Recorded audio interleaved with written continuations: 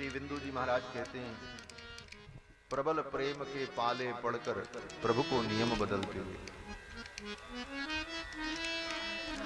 जिनके चरण कमल कमला के कर कमलों से न निकलते देखा।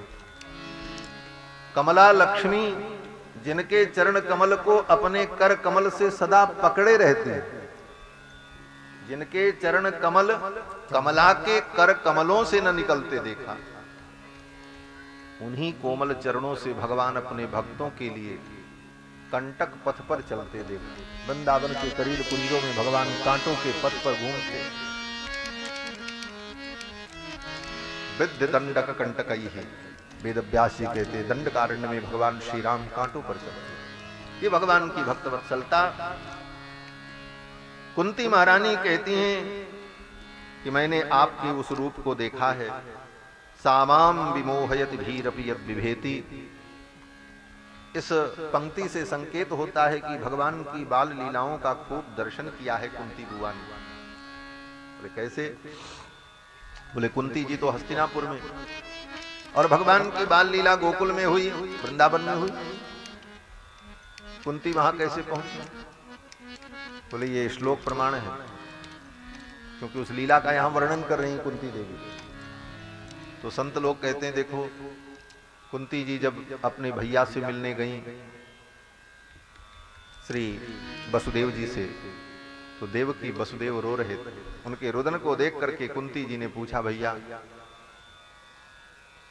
आप इतने दुखी क्यों हैं, रो क्यों रहे? देवकी ने और वसुदेव ने कहा, मेरे दोनों लाल कृष्ण बलराम गोकुल में, वो कैसे होंगे, उनकी क्या स्थिति है, आंखें उन्हें देखने के लिए तरस रही हैं। वो कैसे बोलते होंगे, कैसे लीला करते होंगे, कैसे खाते होंगे, कैसे पीते होंगे। सोचो, एक मां जन्म देते ही अपने बच्चे को अपने से दूर कर दे और उसको ये पता हो कि वो जीवित है और दूसरे के पास है, तो उसके मन में कितनी त्वरा होगी कि वो अब कितना बड़ा हुआ, क्या बोलता होगा, कैसे चलता होगा, क्या खाता होगा, क्या पीता होगा। आंखें देखने के लिए तरस रही थी। तो कुंती बुआ ने कहा, भाभी आप चिंता मत करो, मैं जाती हूं। आप नहीं जा सकती, आपको कंस से भय है, मुझे कोई भय नहीं, मैं जाती हूं। और कुंती बुआ सुंदर गोपी का रूप धारण करके गोकुल पहुंच जाती हैं और जाकर के दूर से छिप करके भगवान कृष्ण की नित्य लीलाओं का दर्शन करती हैं। और रोज दर्शन करके आकर के सवेरे से दिन भर दर्शन करती हूँ, शाम को सारा वृत्तांत आकर के देवकी मैया को सुनाती। देवकी मैया सुन करके तृप्त हो जाती। महाराज कुंती महारानी कहती हैं कि आपकी उस लीलाओं को मैंने देखा है, इसलिए हे गोविंद मैं आपसे यही मांगती हूं कि आप मुझे जीवन में विपत्तियां प्रदान करो जिससे मैं आपका स्मरण करती हूं, और एक चीज और मुझे दे दो। भगवान ने कहा क्या? तो कुंती कहती हैं, अथ विश्वेश विश्वात्मन विश्वमूर्ते स्वकेशु में स्नेह पासमिमं छिंदी दृढ़ं पाण्डुषु वृष्णुषु। हे भगवान, ये जो पांडव हैं, जो मेरे पुत्र हैं, ये मेरे जो परिजन हैं, इनके प्रति मेरा जो स्नेह है, यह स्नेह मेरा समाप्त हो जाए, क्योंकि यह स्नेह, ये मोह ही तो बंधन का कारण है, इसको आप मिटाओ। क्या वैराग्य है कुंती का महाराज। दूसरा कोई होता तो मांगता, महाराज मेरे बेटे बने रहे, इनका स्नेह बना रहे, ये मुझे कभी छोड़ के न जाए, मैं इनको छोड़ के न जाऊं। लेकिन भगवान से कुंती ने यही मांगा कि इन पुत्रों के प्रति मेरा जो स्नेह है वो टूट जाए, क्योंकि यह स्नेह भी बंधन का कारण है। ये संसार से नेह टूटेगा तभी आपसे स्नेह होगा। इसलिए महाराज ये आशा पाश मोह का बंधन जो है मेरे जीवन से टूट जाए। स्नेह पास मिमम छिंदी दृढ़म पांडुषु वृष्णुषु।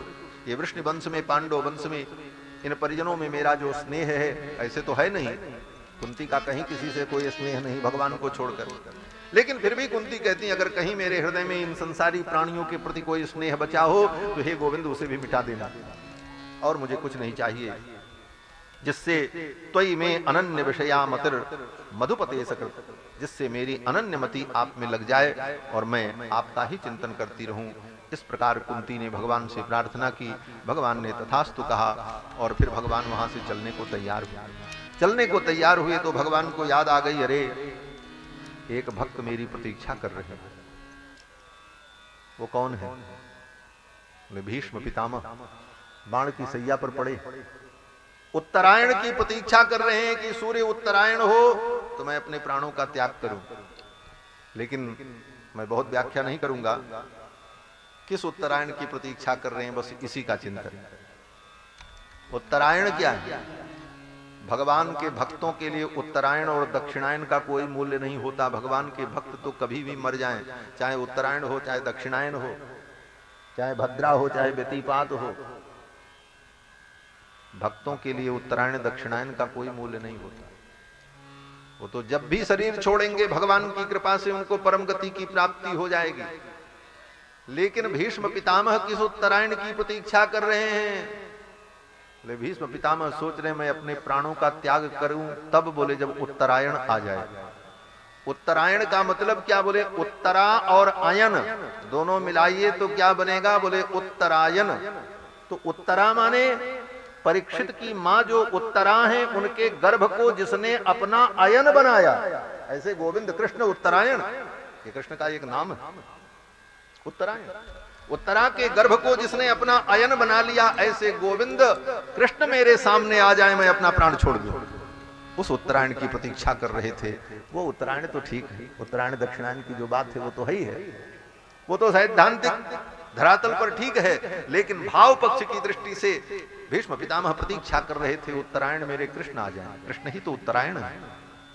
उत्तरा के गर्भ को जिसने अपना आयन बनाया, जिस गर्भ में जाकर के निवास किया, जो किसी के गर्भ में नहीं गए वो उत्तरा के गर्भ में गए, ऐसे उत्तरायण मेरे सामने आ जाएं, मैं प्राणों का त्याग कर। आ गए महाराज। कौन कौन आए? बड़े बड़े बड़े ऋषि मुनि महात्मा लोग आ गए। पर्वतो नारदो धौम्यो भगवान बादरायण बृहदस्सो भरद्वाज सह शिष्यो रेणुकासुतः वसिष्ठ इंद्र प्रमदस्तित्सो कृत्समदोषितः। ये सब बड़े बड़े महर्षि लोग आ गए। पर्वत, नारद, धौम्य, पराशर, गृत्समद, परशुराम जी महाराज, त्रित, कौशिक, ये सब बड़े बड़े मुनि महात्मा लोग भीष्म पितामह के पास आए। भीष्म पितामह बाण की सैया पर पड़े। अर्जुन आ गए, भीम आए, नकुल आए, सहदेव आए, सब आए। लेकिन अभी तक भीष्म पितामह ने आंख नहीं खोली। बाण की सैया पर पड़े बड़े बड़े ऋषि मुनि महात्मा आकर के खड़े हो गए, अगल बगल घेर लिया भीष्म पितामह को, क्योंकि उनका अब अंतिम समय है, प्रयाण होने वाला। बड़े बड़े ऋषि मुनि महात्मा, मलात्मा, विमलात्मा लोग आ गए। लेकिन भीष्म पितामह अपनी आंखों को बंद किए थे। क्यों? बोले किसको देखें जिसको देखने के लिए आंखें बंद करके पड़े हैं। जिस कृष्ण को देख करके, जिस उत्तरायण को देख करके वो अपनी आंखों को बंद करना चाहते हैं, वो अभी नहीं आए। इसलिए भीष्म पितामह ने अभी आंखें नहीं खोली, बाण पर पड़े, बाण की सैया पर पड़े थे। सब लोग आ गए, तब तक भगवान भी आए। कैसे आए? बोले भगवान अर्जुन के हाथ में हाथ डाले हुए, क्योंकि अर्जुन सखा है, अर्जुन के हाथ में हाथ डाले हुए, बाह में बाह डाले हुए, अपनी अलकावलियों को हिलाते हुए, मंद मुस्कुराते हुए गोविंद कृष्ण जब पहुंचते हैं तो भगवान गोविंद के गले में पड़ी हुई तुलसी की जो माला है, उस तुलसी की माला की जो दिव्य गंध है, वह गंध भगवान के शरीर का संस्पर्श करके जब वायु के वेग से भीष्म पितामह के नाक में जाती है, किंजल कमिश्र तुलसी मकरंद वायु, पहचान गए, अरे ये तो मेरे कृष्ण की गंध है, ये तो ब्रह्म गंध है।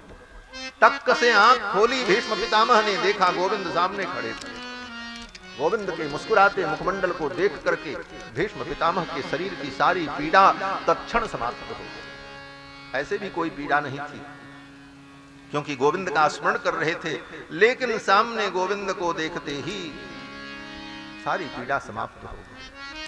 हृदस्थम पूजयामास मायोपात्य विग्रहम कृष्णम च तत्प्रभावज्ञो आसीनम जगदीश्वरम। भीष्म पितामह ने भगवान का पूजन किया। कैसे पूजन किया? वहां चंदन अक्षत पुष्प धूप दीप तो था नहीं, पूजा क्या करते? कहते हैं मानसी पूजा किया। हृदयस्थम पूजयामास, हृदय के अंदर मन से पूजा किया। मायोपात विग्रहम, माया के द्वारा जिन्होंने अपनी माया के द्वारा विग्रह धारण कर रखा है, ऐसे गोविंद की मानसी पूजा किया। मानसी पूजा बड़ी उत्तम पूजा मानी जाती है। श्री वल्लभाचार्य जी महाराज कहते हैं उत्तमा मानसी पूजा मध्यमा ध्यान धारणा।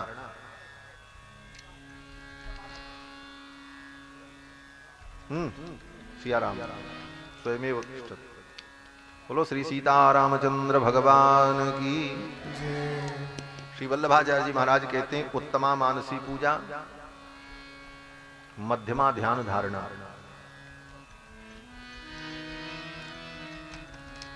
और मूर्ति पूजा कहते हैं मूर्ति पूजा धमा धमा अधमा अधमा। मानसी पूजा सर्वोत्तम पूजा मानी गई। लेकिन मानसी पूजा तभी सिद्ध होती है जब हम मूर्ति पूजा करते हुए आगे बढ़ते हैं। मूर्ति पूजा करते हुए जब हमारी दृढ़ता हो जाती है तभी मानसी पूजा में भी सफलता मिलती है। मानसी पूजा की हृदयस्थम पूजयामास मायोपात विग्रहम। और फिर भीष्म पितामह ने भगवान को प्रणाम निवेदन किया। युधिष्ठिर नकुल सहदेव सब वहीं पर खड़े थे।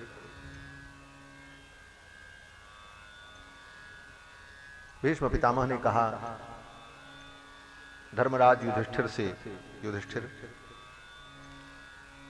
जिसको तुम अपने मामा का बेटा समझते हो, यम मन्यसे मातुलेयम, ये मामा के तुम्हारे बेटे हैं जिनको तुम अपना मामा का बेटा समझते हो। प्रियम मित्रम, अर्जुन तुम जिसको अपना प्रिय मित्र समझते हो।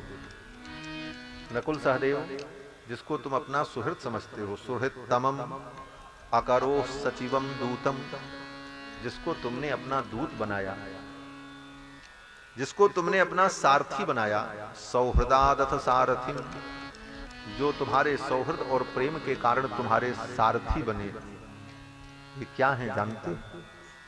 भीष्म पितामह ने कहा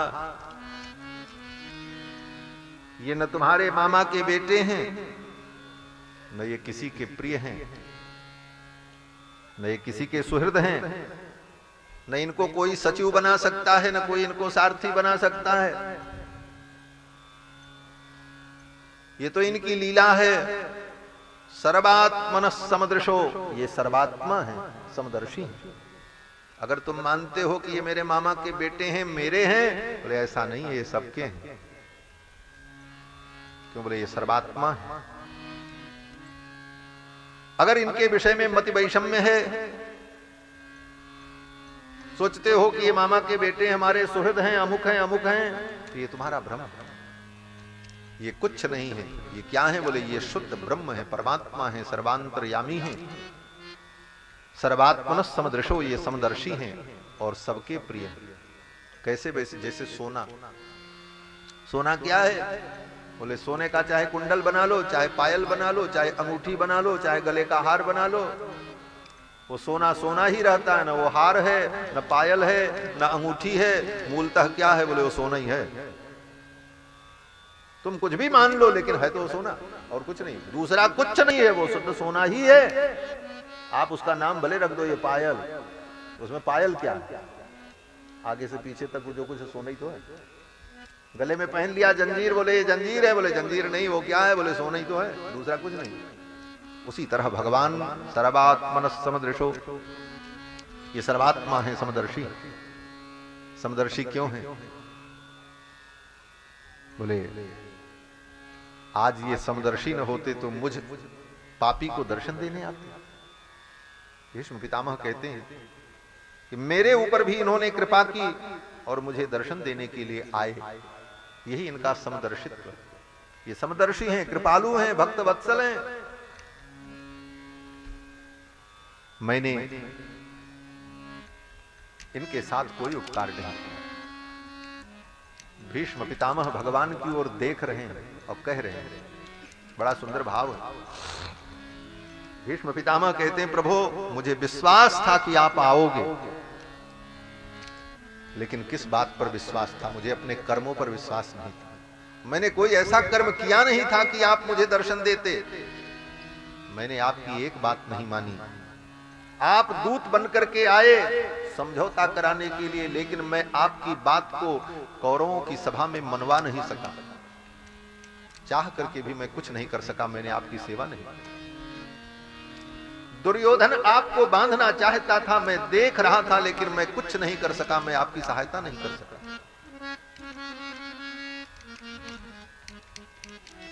हे भगवान, भरी सभा में आपकी भक्ता द्रौपदी का वस्त्रापहार हो रहा था। इन्हीं आंखों से मैं देख रहा था, लेकिन आपकी भक्ता उस द्रौपदी की लाज नहीं बचा सका। मैंने आपके लिए कुछ नहीं किया। मेरे जैसा कृतज्ञ कौन होगा? मैंने आपकी कोई सेवा नहीं की, और सेवा तो दूर रही, आपके भक्तों को, उन पांडवों को मारने के लिए मैंने युद्ध किया। मैंने अपने बाणों से आपके एक एक अंग को छलनी कर दिया। महाराज, युद्ध में केवल अर्जुन को ही बाण नहीं लगे थे। महाभारत पढ़ना, भीष्म पितामह जब बाण चलाते थे तो भगवान कृष्ण के अंग अंग में जाकर के बाण बिध जाते थे। भगवान श्री कृष्ण का शरीर रक्त रंजित हो जाता था, फिर भी भगवान रथ चलाते रहते थे, क्योंकि अर्जुन को संभालना। भीष्म पितामह कहते हैं इस अन्यायी ने आपके साथ क्या अन्याय नहीं किया, लेकिन हे प्रभु मैं जानता हूं आप समदर्शी हैं। मुझ अभागे को भी दर्शन देने के लिए आप चल करके आए, और क्यों आए? मुझे विश्वास था आप आएंगे। किस बात का विश्वास था? किस बात का विश्वास था कि आप मुझे दर्शन देंगे? तो भीष्म पितामह कहते हैं मुझे केवल एक बात का विश्वास था कि आप अर्जुन के सखा। इस संबंध पर मुझे भरोसा था। जिस अर्जुन को मैंने अपने गोद में खिलाया है, जिस अर्जुन को मैंने पाला है, जिस अर्जुन को मैंने पढ़ाया हो, उसके तुम दोस्त हो, उसके तुम मित्र हो, उस संबंध से तुम आओगे ये मुझे विश्वास था। अर्जुन आपका परम भक्त है, मैं आपकी भक्ति नहीं कर सका, मैंने आपकी सेवा नहीं की, मैंने आपकी भक्ति नहीं की, आपकी आज्ञा का पालन नहीं किया। लेकिन अर्जुन जो आपका परम भक्त है, वो भक्त मेरा संबंधी है, उसको मैंने पाला है, मैंने गोद में खिलाया है, ये संबंध है। इस संबंध पर मुझे भरोसा था, दृढ़ता थी कि कृष्ण मुझे दर्शन जरूर देंगे, और आज उस संबंध से आप आए। हे विजय सखे, अर्जुन का नाम है विजय, और विजय के सखा हैं। भीष्म पितामह कहते हैं कि हे भगवान, अब आज आपको मैं प्रणाम करता हूं। और रही बात महाभारत युद्ध में, आप चाहते तो 1 मिनट में सब कुछ हो जाता।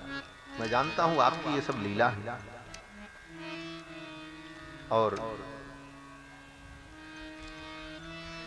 आज मैं आपको अपनी बुद्धि अर्पित करना चाहता हूं। सबसे पहली प्रार्थना यही की है भीष्म पितामह ने। बस यही वचन कह करके मैं वाणी को विराम दूंगा। आप लोग धैर्य से बैठो। इतने अच्छे श्रोता मिलते हैं, इसीलिए सुनाने का मन करता, नहीं तो ऐसी कथा तो मैंने शायद अभी तक नहीं सुनाई जो आज सुना रहे हैं। ये मेरे सब श्रोता बैठे हैं, 10 साल से साथ में सुनते हैं। ये मिथिला भूमि का प्रभाव कहो, आपके धैर्य का प्रभाव कहो। महाराज भीष्म पितामह कहते मैं अपनी मति आपको देना चाहता हूं। पहली प्रार्थना यही की, इति मति रूपकल्पिता वितृष्णा भगवती सात्वत्पुंगवे विधूमि। हे भगवान, मैं अपनी मति आपको समर्पित करना चाहता हूं, अपनी बुद्धि आपको देना चाहता हूं। भगवान ने कहा अपनी बुद्धि आप मुझे क्यों देना चाहते हो? तो भीष्म पितामह ने कहा जब मैं अपनी बुद्धि आपको दे दूंगा तभी तो आपके द्वारा दी गई बुद्धि को धारण करूंगा। आपके द्वारा जो बुद्धि प्राप्त होती है वही बुद्धि आपके प्राप्ति का साधन बनती है। ददामि बुद्धि योगम तम येन माम उपयान्ति ते। लेकिन जब पहले से मेरी बुद्धि रहेगी तो मैं आपके द्वारा प्रदत्त उस बुद्धि को कहां रखूंगा, इसलिए मेरी इस बुद्धि को तो आप ले लो और आपके द्वारा जो प्रदत्त बुद्धि है वो मुझे प्राप्त हो जाए, जिससे मैं आपको प्राप्त कर सकूं। इस भाव से पितामह ने कहा मेरी इस मति को आप स्वीकार करें, बुद्धि का समर्पण कर दिया। और उसके बाद कहते हैं हे गोविंद, आपके मैं उस रूप का दर्शन करना चाहता हूं। कौन से रूप का दर्शन? भीष्म पितामह कहते हैं महाभारत के युद्ध में जब बाण पर बाण चल रहे थे, सपदि सखी बचो निशम्य मध्य निज परयोर बलयोर रथम निवेश्य, अपने सखा अर्जुन के कहने पर दोनों सेनाओं के मध्य में जब आपने रथ को ला करके खड़ा किया था, सेनयोर भयोर मध्य रथम स्थापय मेच्युत, अर्जुन ने कहा था मेरे रथ को ले चल करके दोनों सेनाओं के मध्य में खड़ा कर दो।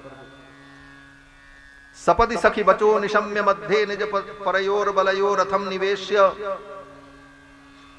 स्थितवती पर सैनिकायुरक्षणा कृतवती पार्थ सखी रतिर्ममास्तु।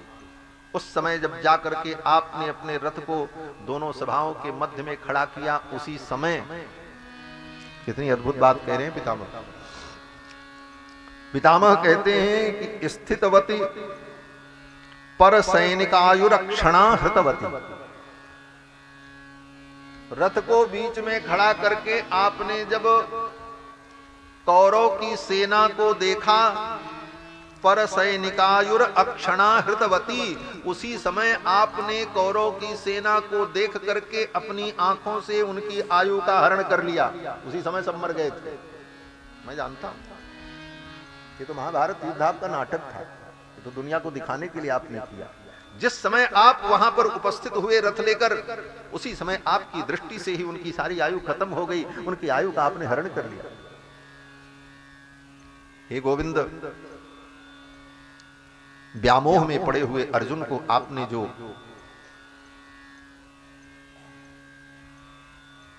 उपदेश किया गीता का, महाभारत के युद्ध में, वो सब कुछ मैं स्मरण कर रहा हूं। आपने मेरी प्रतिज्ञा को रखने के लिए अपनी प्रतिज्ञा को छोड़ दिया। स्वनिगमम अपहाय मत प्रतिज्ञामृतम अधिकर्तुम रथस्थो अवप्लुतः। युद्ध में प्रतिज्ञा कर ली भीष्म पितामह ने, आज मैं अर्जुन को मार दूंगा। प्रतिज्ञा तो कर ली अर्जुन, भीष्म पितामह ने। भीष्म पितामह ने प्रतिज्ञा कर ली, लेकिन प्रतिज्ञा करने के बाद भीष्म पितामह को पश्चाताप होने लगा। भीष्म पितामह कहते हैं हे भगवान, प्रतिज्ञा तो मैंने कर ली, लेकिन मुझे पश्चाताप हो रहा था। गोविंद, जैसे तैसे जो भी हुआ, अच्छा हुआ बुरा हुआ, मैंने प्रतिज्ञा कर ली अर्जुन को मार दूंगा, लेकिन हे गोविंद, अब मेरी प्रतिज्ञा की लाज बचा। प्रतिज्ञा करते समय भीष्म पितामह ने कहा कि अगर कृष्ण ने शस्त्र नहीं उठाया तो आज अर्जुन नहीं बच सकता। अर्जुन को अगर कोई बचा पाएगा तो कृष्ण बचा पाएगा। अगर कृष्ण नहीं बचाते हैं तो अर्जुन को मरने से कोई रोक नहीं सकता। ये प्रतिज्ञा भीष्म पितामह ने कर ली।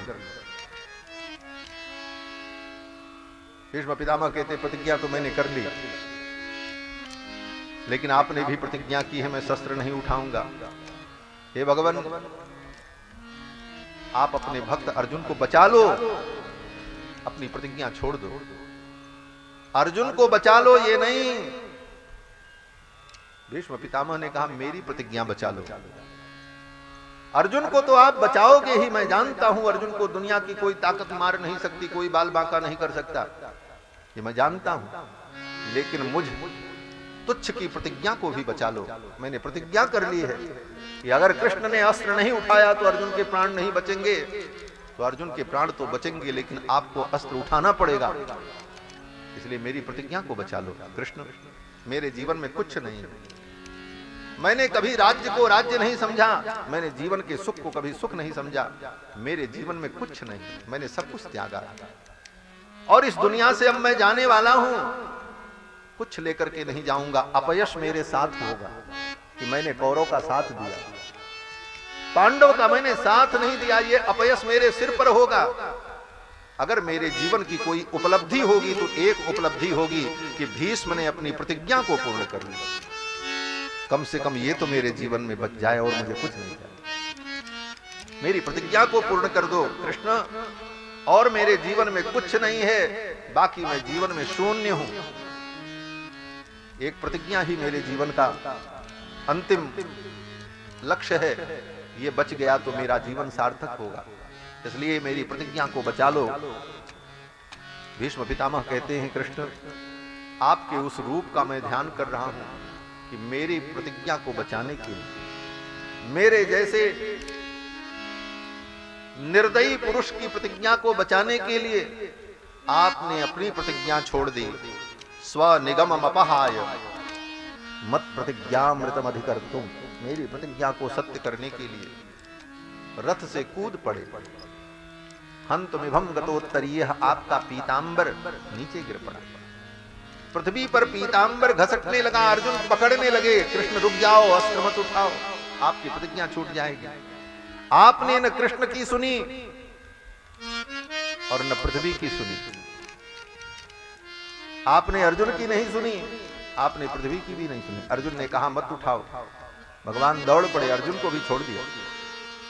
पीतांबर जमीन पर घिसट रहा था, मानो पृथ्वी भगवान के पीतांबर को पकड़ करके कह रही थी, कृष्ण आप परब्रह्म परमात्मा हो, आप अपनी प्रतिज्ञा छोड़ दोगे, धर्म चला जाएगा।